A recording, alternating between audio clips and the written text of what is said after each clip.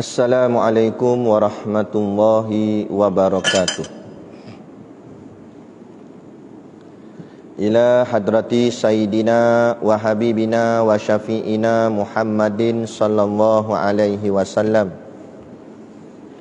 wa ila arwahi abaihi wa ikhwanihi minal anbiya'i wal mursalin, salawatullahi wassalamuhu alaihi wa alaihim ajma'in,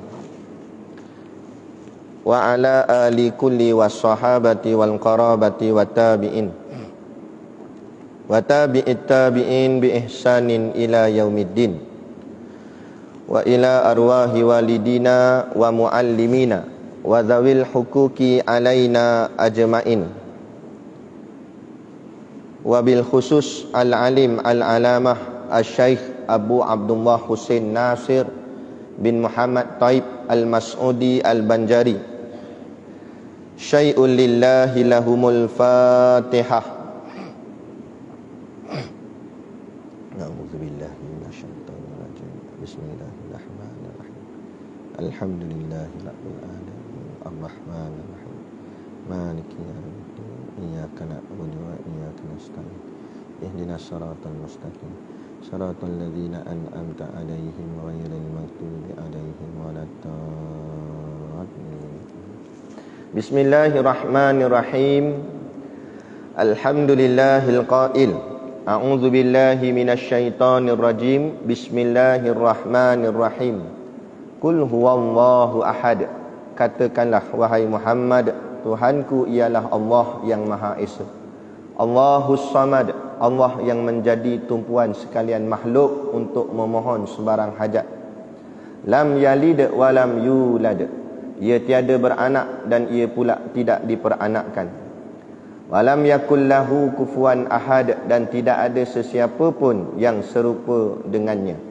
Suratul Ikhlas, kemurniaan keesaan Allah, surah yang ke-112, mengandungi 4 ayat pada juzuk yang ke-30.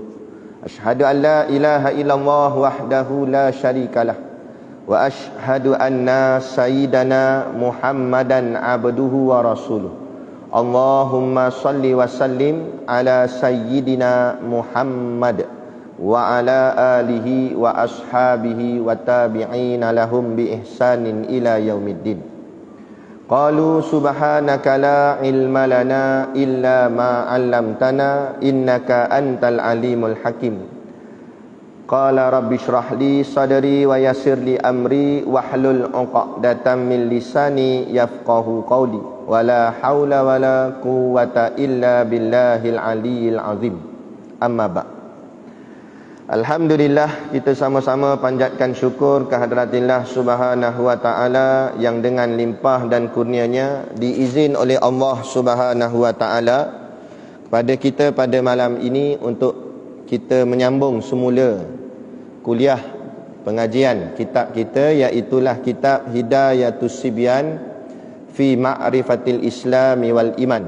Moga-moga dengan pengajian ini akan menambahkan lagi kefahaman kepada kita tentang perkara-perkara yang berkait dengan agama kita sendiri.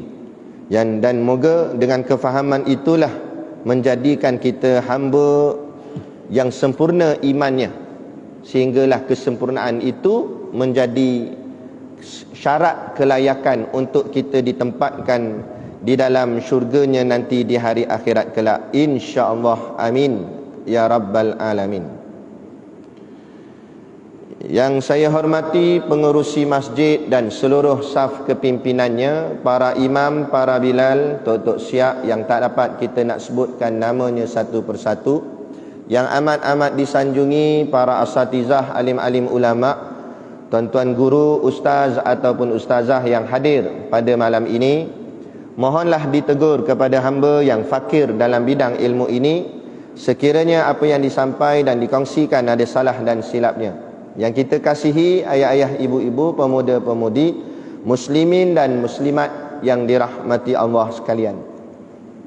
Baik, kita masih lagi di bahagian muqaddimah kitab, masih lagi membicarakan berkenaan dengan basmalah. Jadi di hadapan sekali itulah Bismillahirrahmanirrahim tu kita syarah tak habis lagi hari tu. Baik, jadi Bismillahirrahmanirrahim ni diperintahkan oleh Nabi kepada kita untuk kita amalkan pembacaannya pada setiap perkara yang mendatangkan kebaikan, supaya perkara tadi jadi berkat. Dasarkan hadis Nabi SAW, kullu amrin zibalin la yubda'u fihi bi bismillahirrahmanirrahim fahuwa aqta', wa fi riwayatin fahuwa ajzam, wa fi riwayatin fahuwa abtar, au kama qala. Mafhum hadis, kullu amrin zibalin, setiap perkara yang penting dan mendatangkan kebaikan, la yubda'u fihi bi bismillahirrahmanirrahim, jika tak dimulai dengan bismillahirrahmanirrahim, fahuwa aqta', maka perkara itu akan jadi aqta'. Aqta' ni ambil daripada perkataan qata'a dengan makna putus, maknanya terputus ataupun terpotong. Makna potong di sini iaitu kurang keberkatan. Buat perkara tu tak ada berkat. Buat tu kadang-kadang jadilah. Kita tak baca bismillah pun jadi masak. Kita masak tak baca bismillah, jadi lauk tu. Bukan tak jadi lauk, tapi berkat tak ada. Kita nak, kita ni orang Islam, orang beriman, buat apa pun biar ada berkat dalam dia. Kalau orang kafir tak apa, dia buat je. Dia bukan bicara berkat tak berkat. Kita umat tauhid, kita orang Islam, orang beriman, buat apa pun nak ada berkat. Dan kenapa penting sangat berkat? Apa tu berkat? Berkat ni maknanya ziyadatul khair, bertambah-tambah kebajikan. Kebaikan kita nanti akan dilipat gandakan. Maknanya kebaikan kita akan semakin meningkat. Sebagai contoh,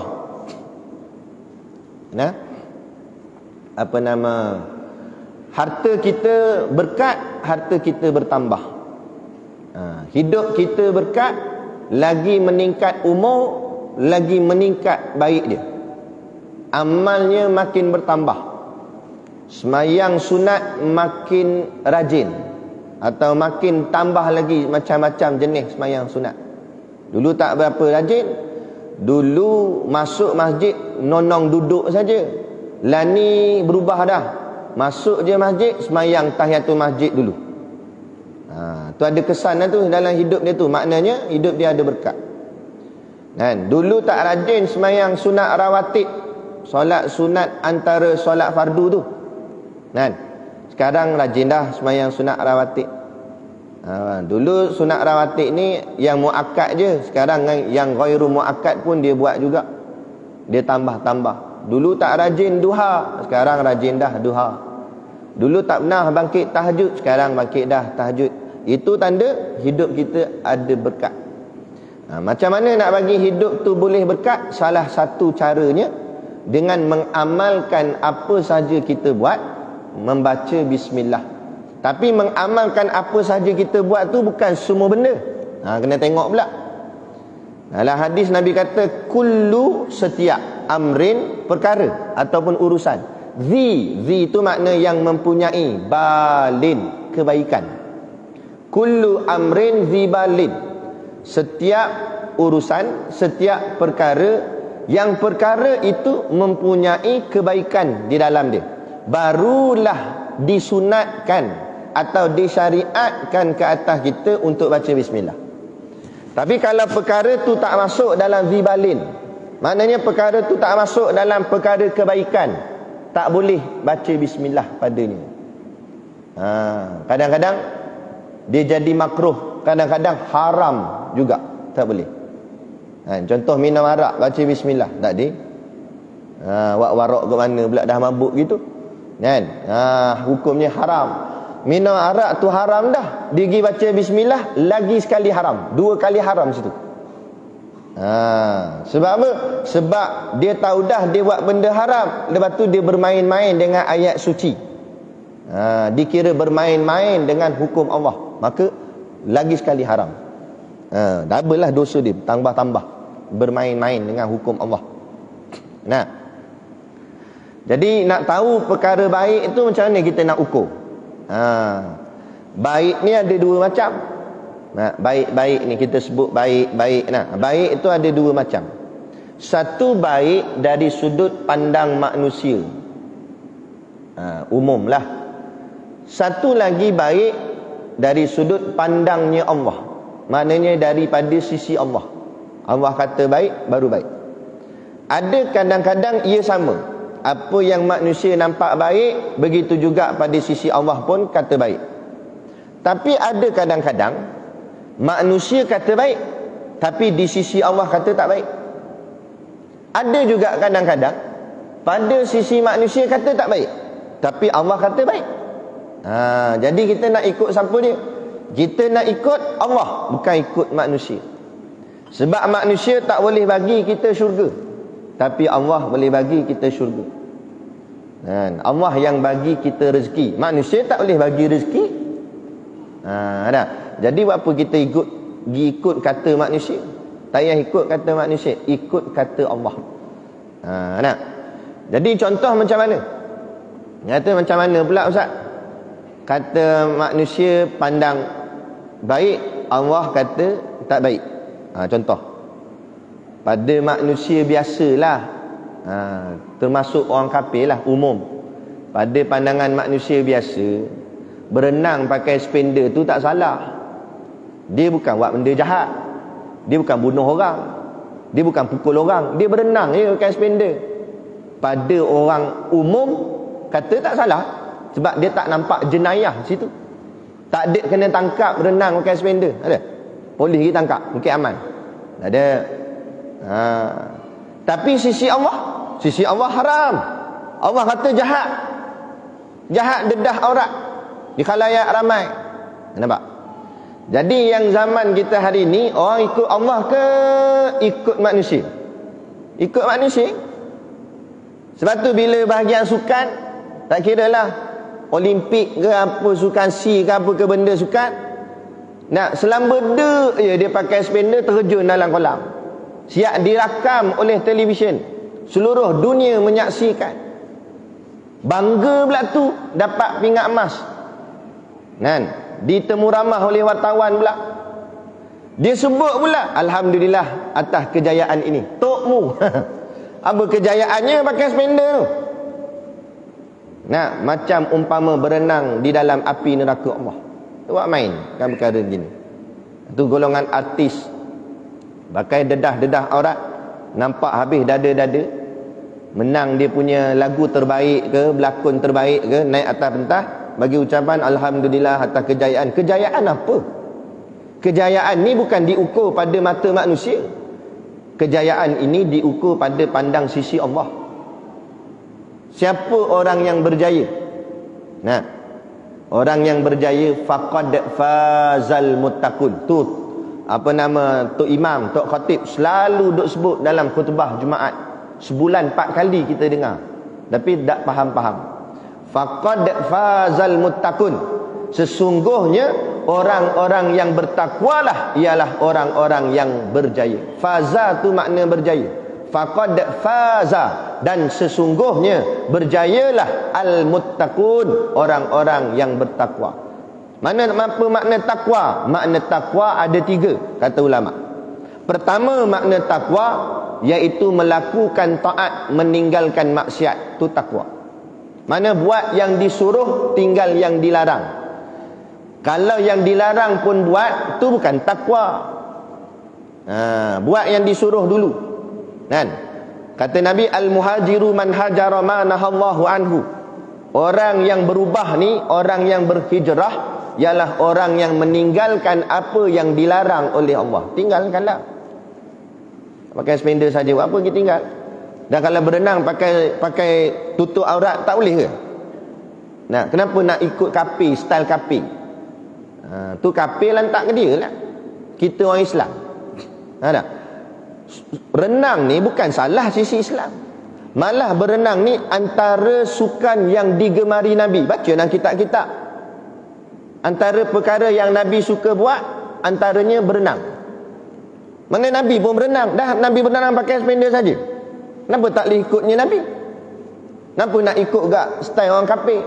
Itu tak apa lagi berenang. Tak ada, tak ramai lah yang berenang ni. Tapi yang jadi ketara dalam masyarakat awam kebelakangan ni kita tengok sukan basikal.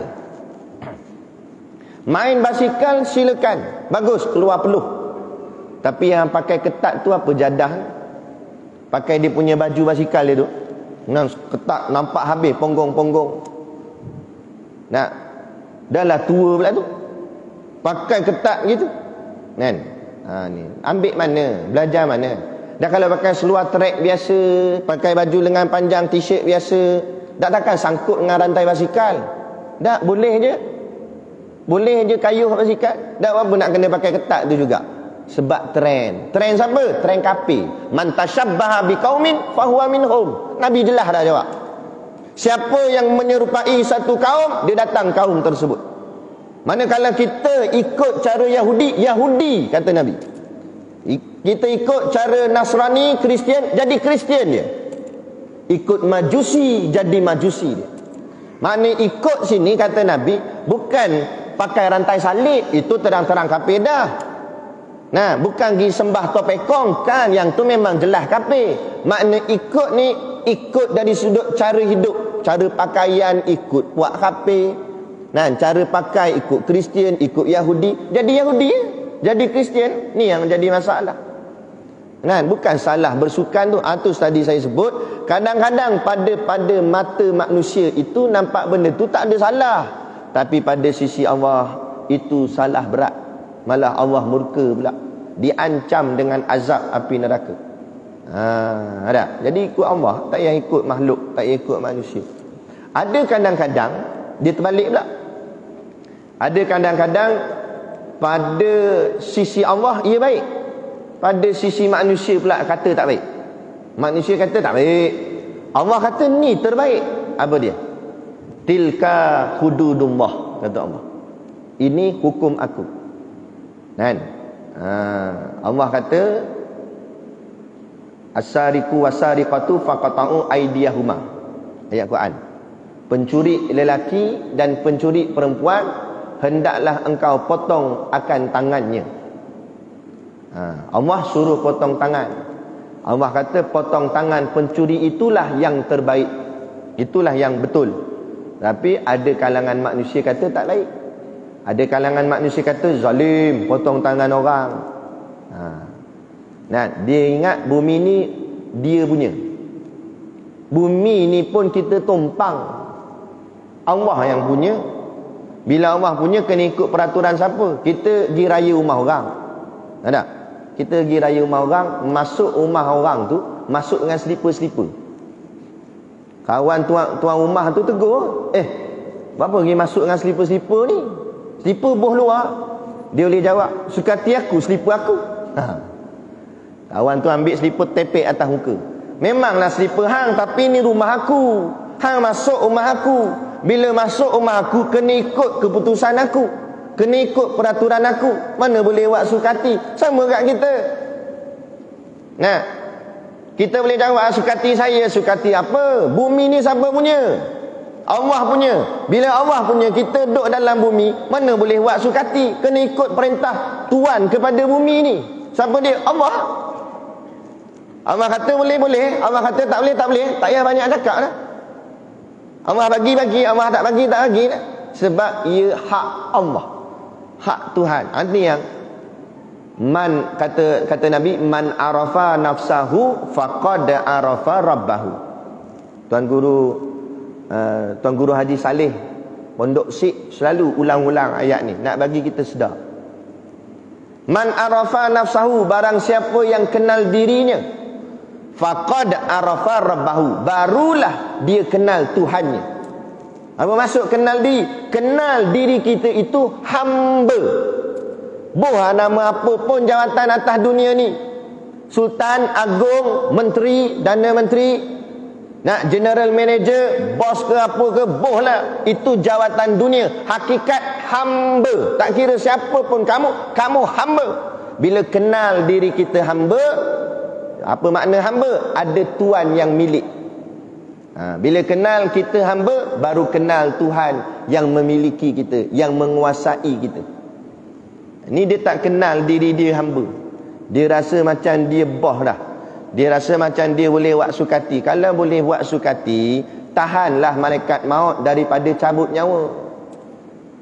Kalau rasa otai sangat, kalau rasa berkuasa sangat, kalau rasa hebat sangat, datang malaikat maut kata jangan ambil hari ni, ambil 10 tahun lagi, boleh? Dia tak peduli dah mu siapa dia. Agung mati, sultan mati, raja mati, menteri mati. Dan kalau orang besar mati, kita orang kecil biasa saja, lebih-lebih lagi lah. Lepas tu tak perlu sombong. Itulah kita kena mengaji ilmu tauhid supaya membawa kenal kepada Tuhan kita yang sebenar. Barulah kita akan rasa tunduk. Tak mau semayang je jasad tunduk, rohani tak tunduk. Semayang jasad je tunduk sujud, rohani bongkak melangit sombong. Tak mau. Tujuan semayang sebab nak menundukkan akan zahir dan batin kita. Biar kena. Baru betul. Jadi tu nak cerita tentang kebaikan ada dua macam. Jadi kebaikan yang mana yang kita kena ikut? Kebaikan yang daripada sudut pandang Allah, daripada sisi Allah, bukan daripada sisi makhluk. Makhluk kata lalu kot telinga gitu saja. Tapi Allah kata baik, kita buat. Allah kata tak baik, kita tinggal. Sebab kita hamba kepada Allah. Tapi kalau dunia kata baik, dia buat. Dunia kata tak baik, dia tinggal. Bercanggah dengan apa yang Allah kata. Itu bukan hamba Allah, itu hamba dunia. Jadi hamba dunia, bila masuk dalam kubur, malaikat munkar wa nakir tanya, "Man rabbuka?" Siapa Tuhan kamu? Maka dia akan jawab, "Ad-dunya," dunia dia. Sebab dia lebih taat setia dengan dunia daripada taat setia kepada Allah. Jaga. Ini soal kehidupan seharian kita, apa kita buat. Ada. Itu kita kena memastikan tuan-tuan, orang yang memimpin kita orang yang taat kepada perintah Allah. Ini mustahak, ini penting. Barulah segala pengurusan kehidupan kita bercorakkan kepada ubudiyah, yakni kepada perhambaan kepada Allah, bukan kepada perhambaan kepada dunia. Nampak? Saya nak bagi nampak beza. Kalau orang memimpin kerana Allah, akan ada atau tidak kilang arak dalam negara yang dia pimpin. Situ pun boleh fikir dah. Tapi kalau memimpin kerana dunia, dia nampak arak ada untung. Sebab apa? Cukainya tinggi. Judi ada untung, cukainya tinggi. Buatlah. Walaupun Allah murka, dia tak peduli. Sebab dia hamba dunia, bukan hamba Allah. Kalau hamba Allah, tak kira untung ke rugi, itu bahagian dunia. Aku nak kira ni untung akhirat. Buat ada arak, ada judi ni untung ke akhirat. Lepas tu kita nak tengok.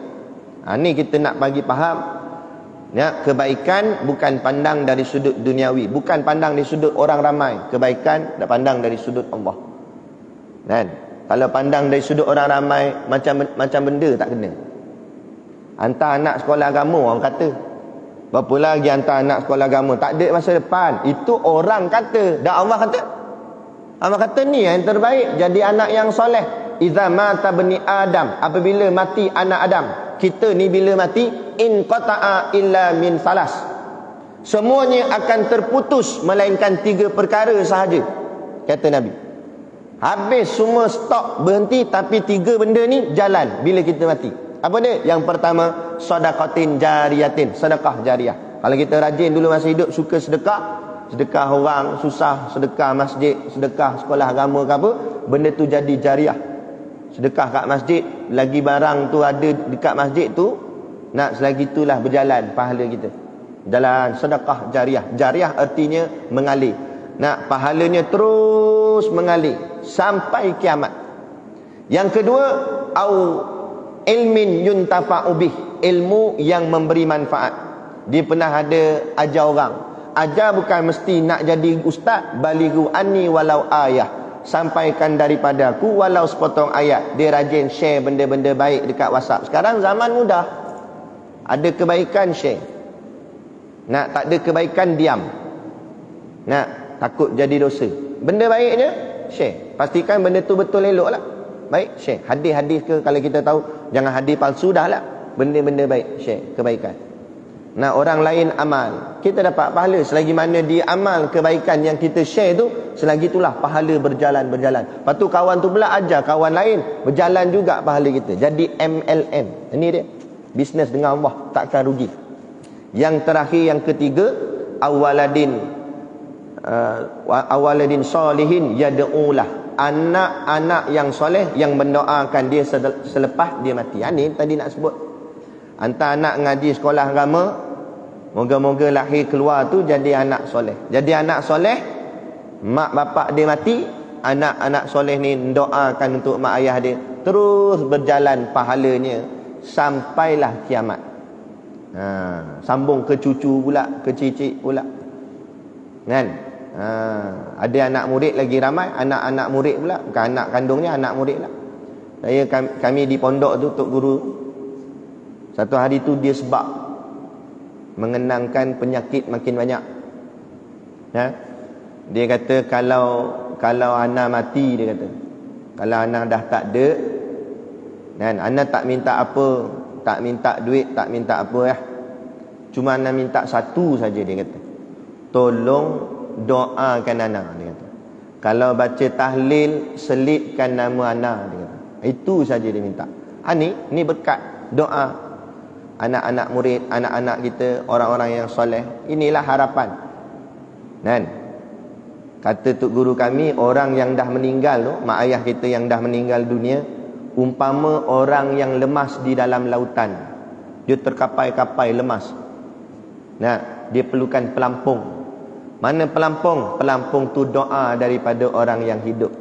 Siapa yang kita nak harapkan doa kalau bukan daripada ahli keluarga sendiri?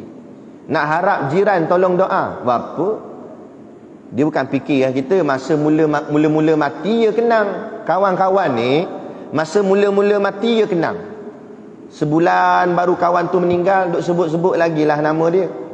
Ui, teringat Nana, kawan kita tu lepas bulan ni dah tak ada dah. Sebulan boleh tahan kira, setahun tak berapa ingat dah. 5 tahun, 10 tahun lagi tak ingat tu kan. Siapa yang boleh ingat kita sampai bila-bila kalau bukan daripada waris ahli keluarga kita? Tapi zaman hari ni anak sendiri dah tak ingat dah bapak mati, mak mati. Sampai kubur tu tak pergi dah, sampai tak tahu mana kubur ayah, naik semak lah. Nak datang pun tunggu raya baru pergi. Nak cari punya cari, siap duduk dah, rupanya kubur orang lain. Sampai tak tahu. Kan?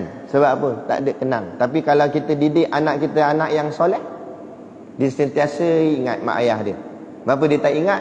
Sebab dia tahu aku jadi anak yang soleh ni atas didikan siapa? Kalau bukan mak dan ayah. Dia kenang mak ayah dia. Ada. Itu penting. Kita kena hantar anak kita pada pengajian agama. Biar pilah orang kata tak ada masa depan. Hang ke yang tentu masa depan? Kalau orang cakap hantar anak ngaji sekolah agama tak ada masa depan, tanya dia balik, hang ke yang tentu masa depan? Kan? Ada terbukti ngaji akademik pun kadang-kadang tak ada masa depan tak? Bukannya mesti, kan? Masa depan ni Allah, segala-galanya Allah. Kita tak payah kata masa depan 10 tahun, 20 tahun.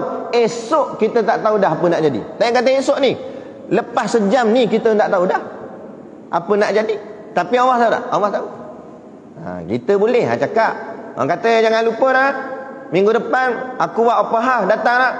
Kita kata insya-Allah. Kita kata kita nak datang, tapi kita yakin kita boleh datang.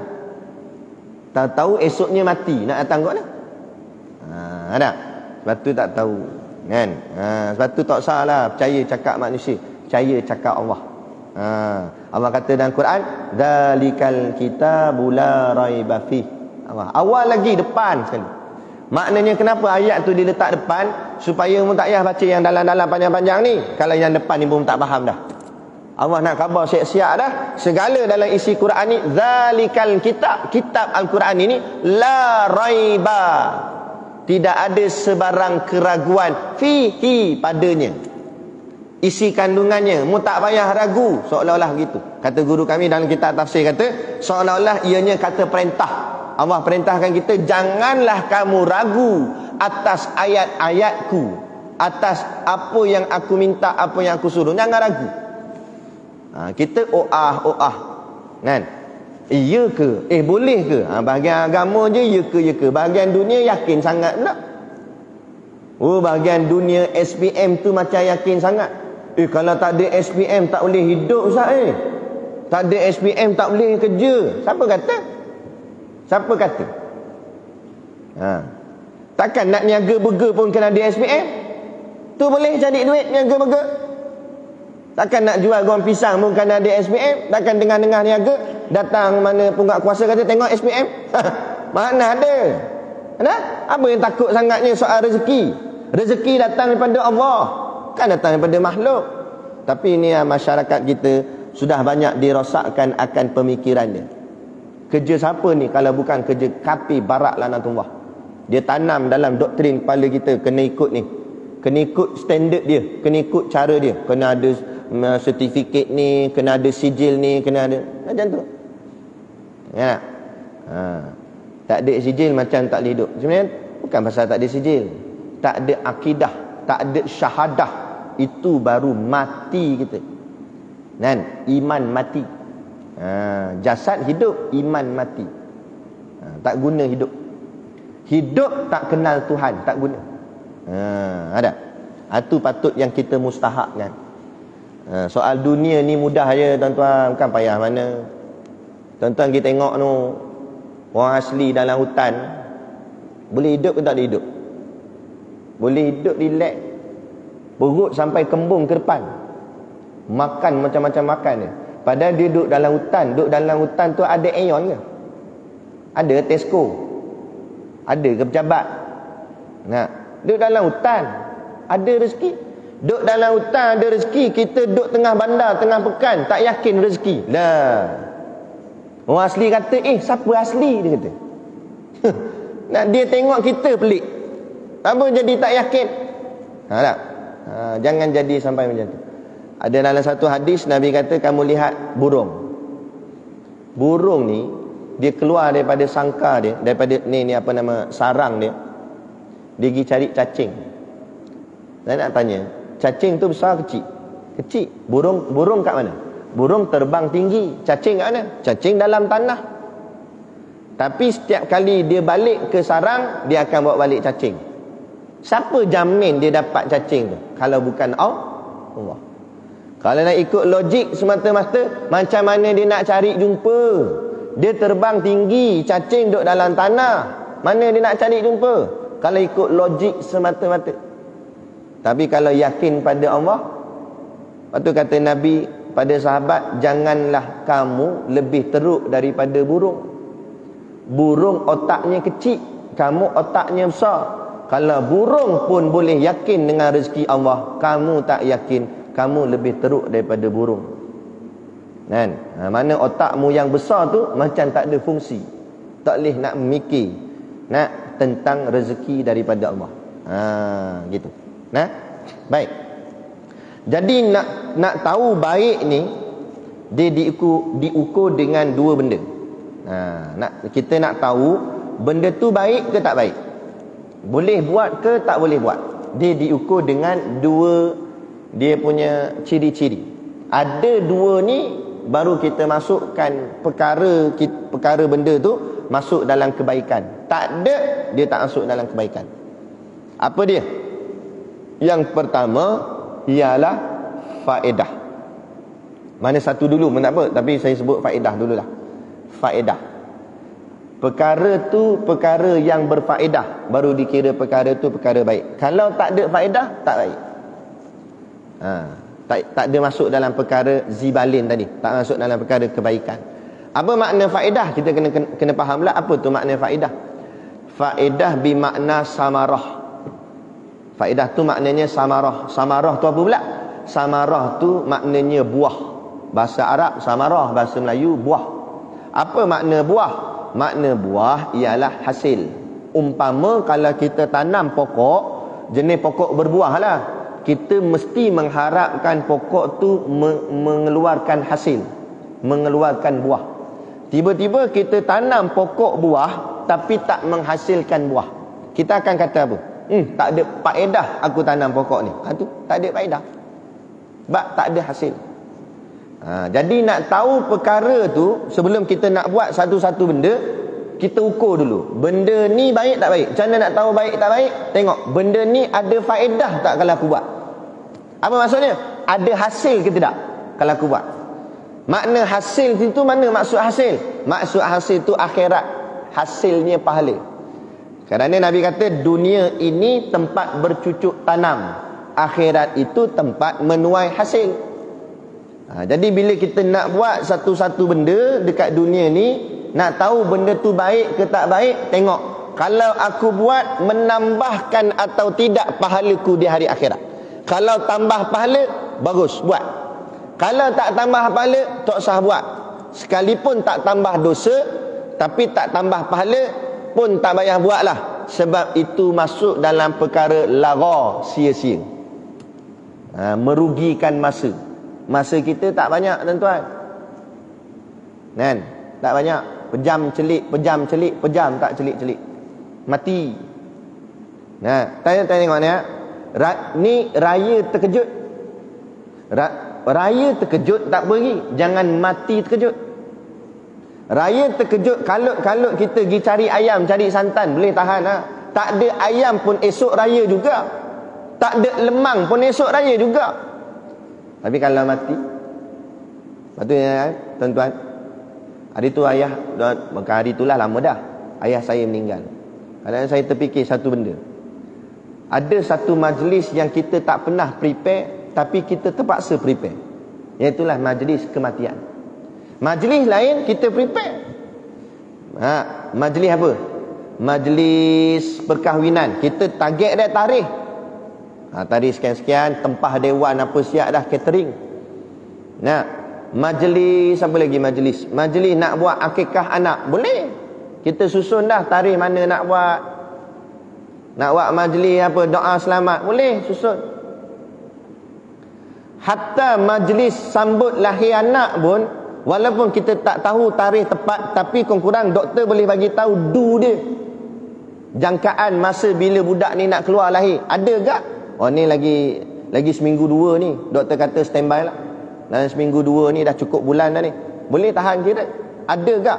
Tapi satu majlis kita tak pernah sangka, tahu-tahu dia datang. Apa dia? Majlis kematian. Esok pagi kita tak pernah terfikir rumah kita akan ada orang hadir ramai. Kita tak tahu. Kita sangka esok pagi buat macam biasalah, nak gini ni. Tahu-tahu esok pagi rupanya ada berlaku kematian di kalangan ahli keluarga kita. Orang masjid semua pakat timpa datang ke rumah. Kita tak prepare apa pun. Itulah dia. Itulah majlis kematian. Kalau kematian tu orang lain boleh tahan lagi lah, kita tompang sedih. Tapi kalau kematian tu kita sendiri, bayangkanlah, kan? Tak boleh buat apa dah. Nak patah balik tak boleh dah. Mati bukan tua, mati bukan sakit. Mati tak semesti sakit, tak semesti tua. Muda mati, nak sihat mati. Sebab mati ketentuan Allah, bukan ketentuan doktor. Dan doktor kata ni tak lama dah ni, tengok berdasarkan pengalaman kami ni, penyakit gini ni paling kuat tinggal setahun je, dia kata doktor. Tahu-tahu doktor tu mati dulu, balik tu aksiden kereta, langgar dengan trailer, doktor mati. Sakit tu tak mati lagi, 5 tahun hidup lagi. Bukan dia tentu, dia boleh ramal aja. Yang tentu Allah. Itu cuba kita renung. Bunyi dah. Ambil masa sikit lagi boleh tak? Sikit lagi. Tak cerita lagi. Baik. Jadi yang pertama tadi faedah. Faedah ni mendatangkan hasil, yang hasilnya di hari akhirat. Makna boleh pahala. Jadi kita tengok boleh pahala, buat. Saya bagi satu contoh. Tengok bola boleh pahala tak hari akhirat? Tak boleh pahala. Tak boleh pahala, bukanlah tak boleh buat terus. Kalau kita dah memang jenis minat, bolehlah tengok. Kan? Tapi kadang-kadang patut sudah, jangan sampai terlalu taksub. Sibuk satu game jadilah. Ini sampai lepas habis satu game, tukar channel, cari game lain pula. Baik kita baca Quran, kita dah koi berusia, kita dah koi tua. Kan? Bila-bila boleh ke mati. Kan? Tapi kita duk kalut habiskan masa kita dengan benda-benda yang sia-sia.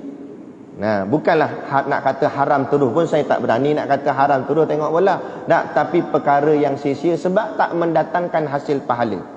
Jadi nak tahu perkara tu baik ke tidak, perkara tu mendatangkan hasil pahala nanti di hari akhirat. Itu yang pertama, faedah. Yang kedua, manfaat. Apa makna manfaat? Mana manfaat, iaitu menambahkan takutmu. Dalam kitab Hidayatul Salikin ada sebut, Syekh Abdul Samad Palembang, dia kata macam mana ayat ni saya lupa dah. Perkara yang menambahkan takutmu kepada Allah Subhanahu Wa Taala, itu bermakna perkara itu bermanfaat buatmu. Kita buat satu benda, lagi kita buat, lagi kita rasa takut dengan Allah, maknanya itu manfaat pada kita. Manfaat tu maknanya baiklah tu, baguslah, teruskan buat. Lagi tambah kita rasa takut dengan Allah, bagus, buat.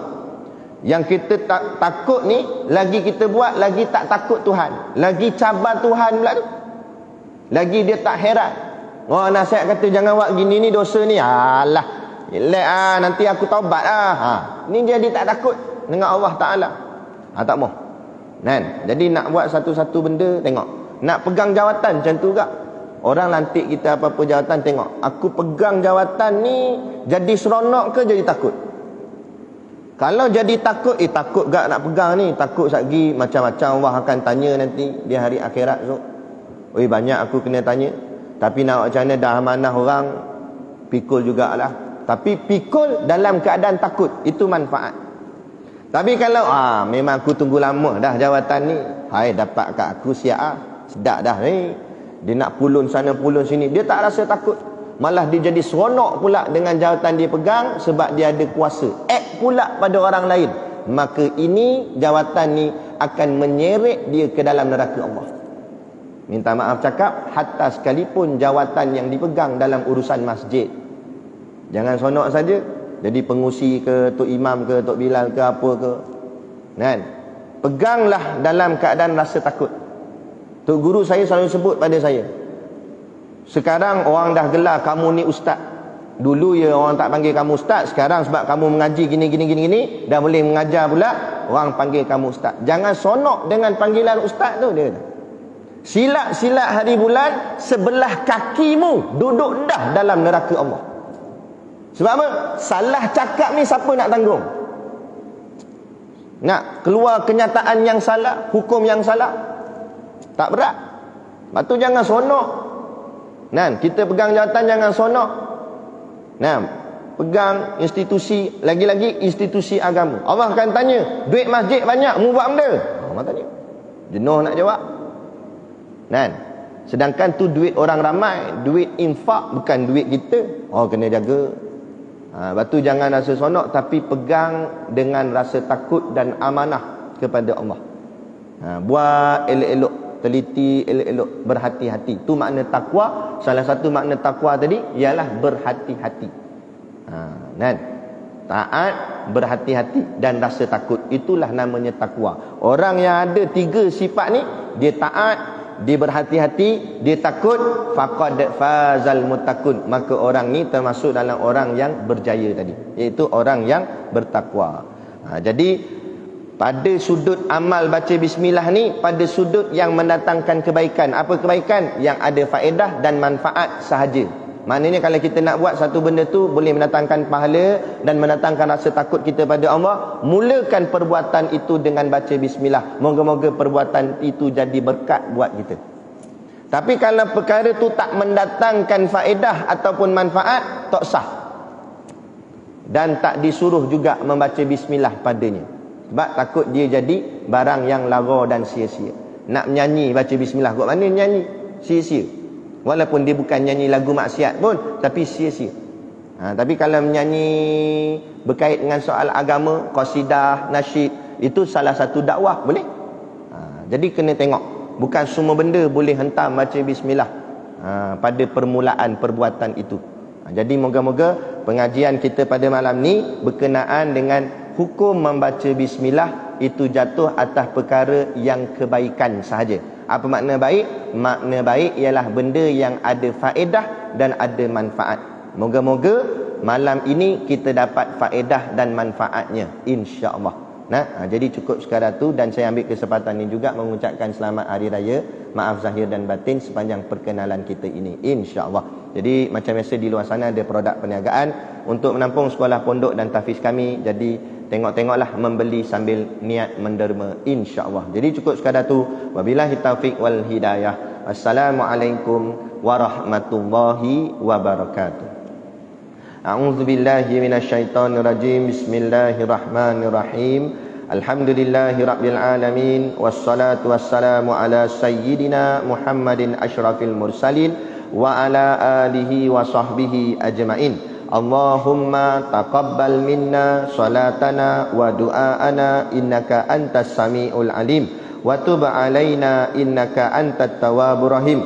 Allahumma ja'al dinana dinan nabi Muhammadin sallallahu alaihi wasallam wa islamana islamal muslimin wa imanana imanal mu'minin wa salatana salatal khashiin wa a'malana a'malas salihin wa niyatana niyatal mukhlisin wa dhunubana ya Allah dhunubal mustaghfirin wa hayatana hayatal ulama wa mautana bi mautis syuhada wa dikenal jannata ma'al anbiya'i alaihimus salatu wassalam. Rabbana atina fid dunya hasanah wa fil akhirati hasanah wa qina azabannar wa qina azabannar wa qina azabannar.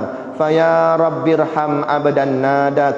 Ya Tuhan kami, kasihanilah hamba-Mu yang selalu menyeru-Mu. Walaisa lahu siwak. Hamba-Mu tidak punya apa-apa ya Allah yang boleh diharapkan kecuali hanya Engkau ya Allah. Allahumma kshifil ghummata 'anil ummah. Ya Allah, usirlah kesedihan, kesusahan, kebingungan dan kekalutan fikiran dari tengah-tengah umat ini ya Allah. Allahumma srif 'annal waba wal bala. Ya Allah, usirlah wabak dan bencana dari kami ya Allah. Ishfina shifaan tamman. Berilah kami kesembuhan yang sempurna. Wa afina fi abdanina. Sihatkanlah tubuh badan kami ya Allah. Wa akhrijna mimma nahnu fihi minal hammi wal huzni wal karbi. Keluarkanlah kami dari keadaan yang penuh duka cita, kepedihan hati, bencana dan malapetaka. Wa sallallahu ala sayidina Muhammad wa ala alihi wa sahbihi wasallam. Subhana rabbika rabbil izzati amma yasifun. Wassalamun alal mursalin walhamdulillahi rabbil alamin. Amin ya rabbal alamin. Taqabbalallahu minna wa minkum. Takbir.